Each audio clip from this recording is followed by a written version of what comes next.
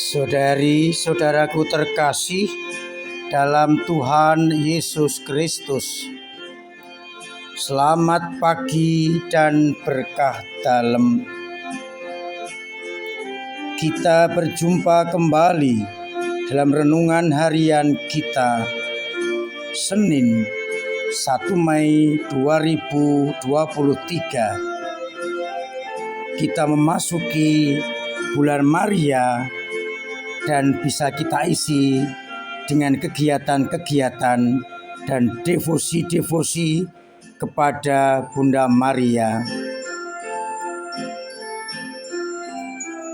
Bacaan-bacaan sebagai bahan permenungan diambil dari Kisah Para Rasul bab 11 ayat 1 sampai 18.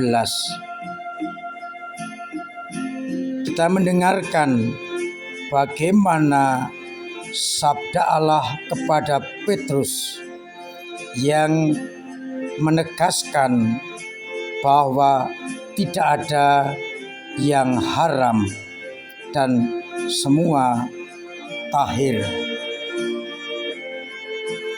Dengan demikian mau disampaikan kepada Allah bahwa kepada orang asing, dalam hal ini Kornelius, perwira Romawi itu, Allah menyampaikan kabar keselamatan ditandai dengan turunnya Roh Kudus atas keluarga ini.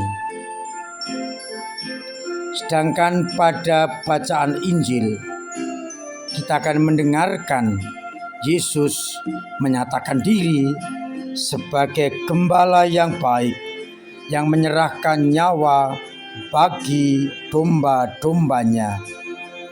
Ia adalah gembala sejati yang menyerahkan nyawa bagi domba-domba sekalipun ada tantangan serigala yang menyerang. Gembala yang baik mengenal domba-dombanya, tapi seorang upahan akan lari ketika melihat musuh-musuhnya. Saudari-saudaraku terkasih dalam Tuhan Yesus Kristus, penampakan yang dibuat Yesus dan menimbulkan selisih paham di Yerusalem akhirnya mendapat pencerahannya. Dipersoalkan ketika Petrus makan dengan orang-orang yang tidak bersunat. Petrus menyampaikan pengalaman penglihatannya, di mana dari langit dihadirkan, ditampakkan berbagai binatang berkaki 4, binatang liar, binatang melata, dan burung-burung. Dan terdengar suara, sembelihlah dan makanlah. Sekalipun Petrus menolak karena merasa najis dan haram, tetapi akhirnya Petrus mengerti bahwa ia diminta untuk pergi ke rumah Kornelius, perwira Romawi, dan akhirnya Petrus membaptis mereka karena mereka dipenuhi Roh Kudus. Maka disimpulkan, jadi kepada bangsa-bangsa lain Allah juga memberikan Roh Kudus kepada mereka. Allah mengaruniakan pertobatan yang memimpin kepada hidup. Dengan demikian persoalan mengenai apa yang dibuat Petrus selesai. ternyata Allah mengendaki agar keselamatan juga disampaikan kepada bangsa-bangsa lain. Ini juga ditegaskan oleh Yesus di dalam Injilnya. Dikatakan oleh Yesus, "Ada lagi padaku domba-domba lain yang bukan dari kandang ini. Domba-domba ini harus kutuntun juga. Mereka akan mendengarkan suaraku dan mereka akan menjadi satu kawanan dengan satu gembala, yakni Yesus Kristus."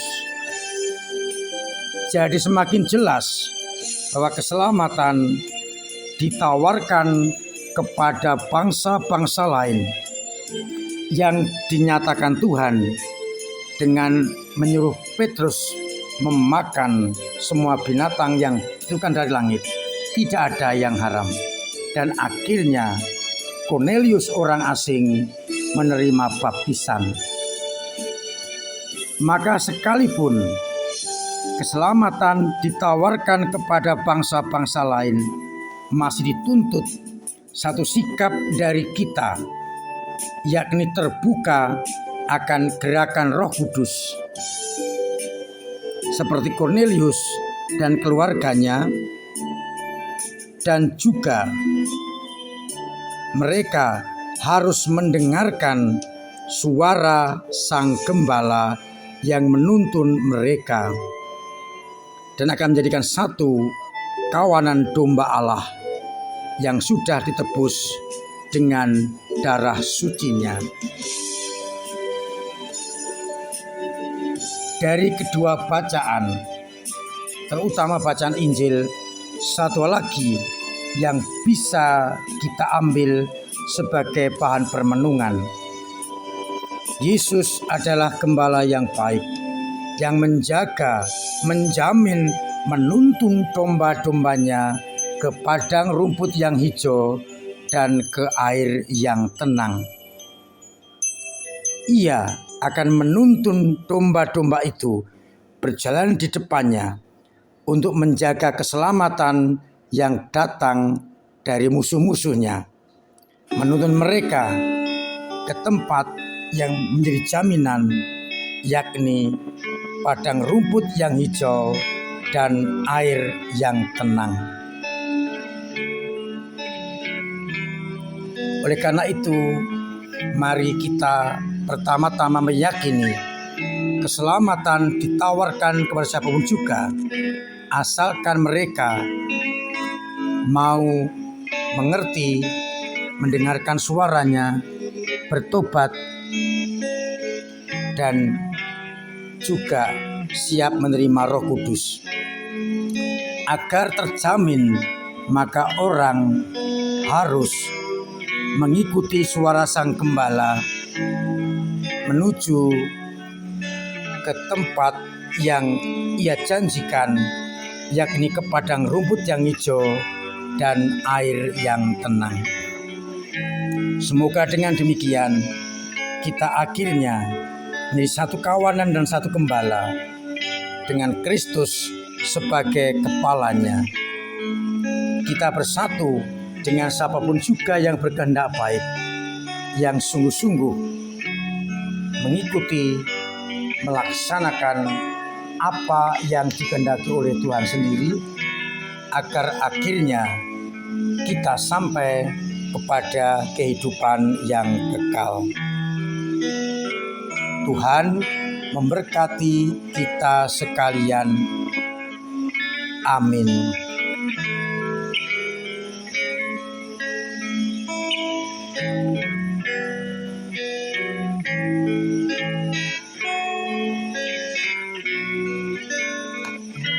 Marilah kita berdoa.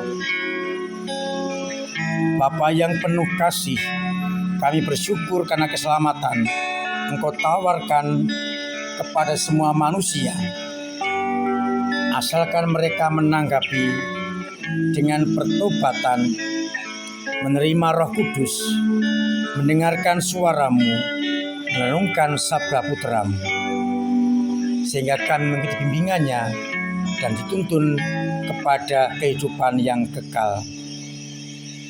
Mampukanlah kami untuk selalu berpegang teguh hanya kepada kehendak-Mu, agar akhirnya hidup, karya, dan pekerjaan kami merupakan sarana dan bekal menuju kepada rumput yang hijau dan air yang tenang. Buatlah kami seperti Bunda Maria yang tekun hanya melaksanakan kehendak-Mu.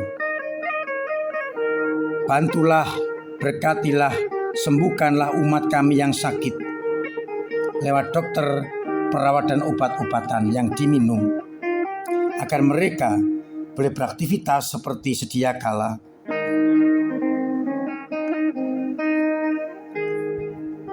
Semoga Engkau menuntun umat-Mu yang lemah dengan iman yang kuat,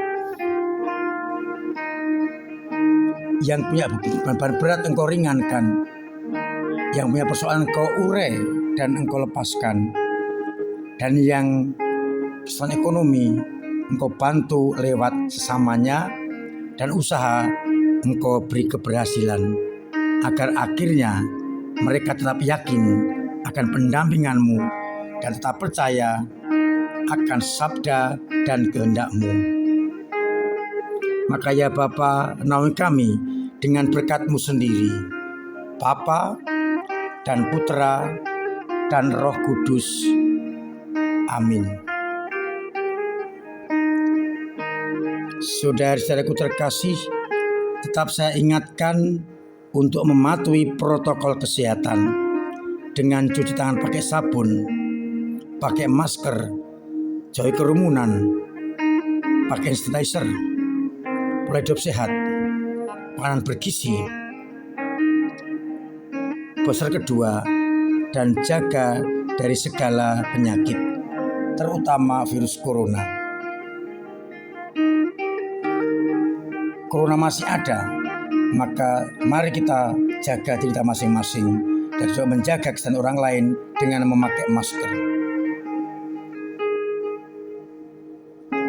Bulan ini kita masuki bulan Maria, maka saya undang umat untuk berdoa rosario di gereja. Setiap jam 5 pagi sebelum misa diadakan doa rosario. Di rumah masing-masing keluarga berkumpul untuk berdoa rosario sekaligus membaca teks permenungan bulan katekis liturgi setiap hari menurut tanggal masing-masing, agar akhirnya kita semua semakin mengenal Maria dan juga semakin mengenal liturgi dengan sebaik-baiknya. Penjenengan yang belum ikut CAP silakan ikut, agar akhirnya kita semakin mengenal iman kita siap diutus untuk pelayanan kepada gereja. Silakan mendaftar setiap hari Minggu, Sabtu Minggu depan gereja dan di dekat Mandala Geraha. Minggu depan kita akan merayakan aksi panggilan.